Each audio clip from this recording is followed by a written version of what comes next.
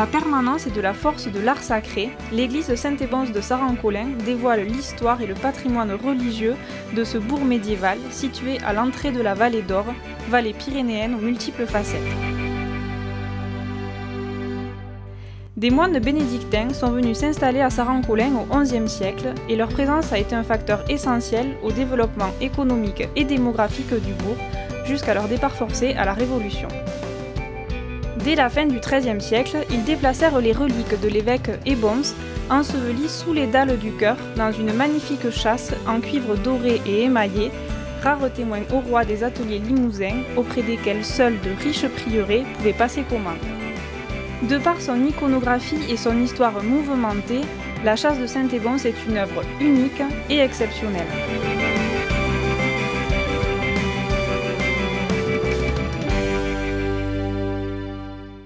Épargné par les guerres de religion, grâce à sa situation géographique et son système défensif, le village de Saran-Colin est un excellent exemple du développement démographique qui s'opéra tout au long du XVIe siècle dans la vallée d'Or.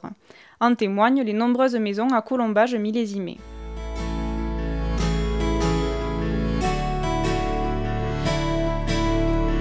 L'aménagement du chœur de l'église au XVIe siècle témoigne de la croissance de la population qui engendra de nouvelles ressources économiques. 26 stalles, où devaient prendre place les membres du clergé et les riches consuls du village, ont été commandées à un atelier de sculpteurs et menuisiers commingeois. Les artisans ont sculpté chaque miséricorde d'un visage souvent hybride, tantôt loufoque ou maléfique, tantôt angélique et paisible. Des règles liturgiques devaient donc être respectées, mais également des règles artistiques. Le retable polychrome est l'élément principal du mobilier religieux des églises des vallées. Modeste ou étincelant, le retable était au service de l'église catholique et avait pour but d'instruire et d'édifier les fidèles. Polychromé, doré, architecturé et à la pointe du goût du XVIIIe siècle avec l'utilisation du baldaquin, le retable et le tabernacle devaient être à la hauteur du Saint ou du Saint-Sacrement auquel ils étaient dédiés.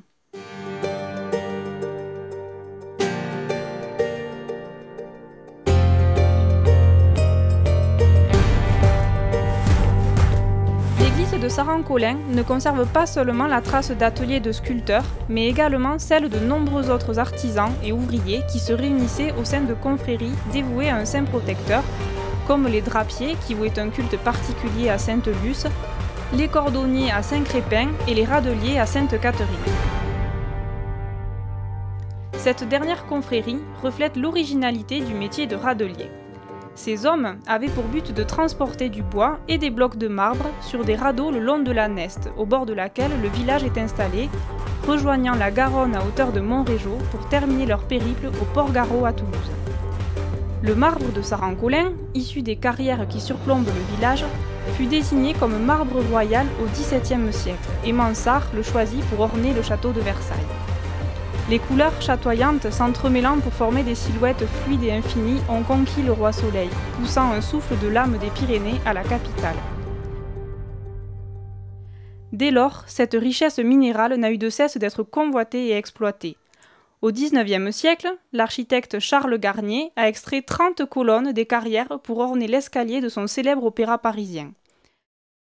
L'activité marbrière fut effective jusqu'au milieu du XXe siècle, et grâce à la volonté de Monsieur le maire de Saran-Colin et des municipalités voisines, elle a été réactivée en 1991 et est de nouveau exploitée à l'heure actuelle.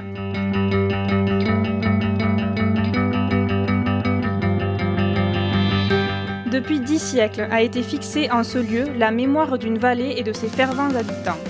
Le visiteur qui sait dépasser l'apparence y découvrira un passé fécond à l'échelle locale et nationale. Au-delà des apparences, cet art vaut donc par ce qu'il nous montre, mais aussi par ce qu'il nous conte. Osez défier les faux-semblants, c'est à vous de faire que ce lieu de culte devienne dès à présent un lieu de culture.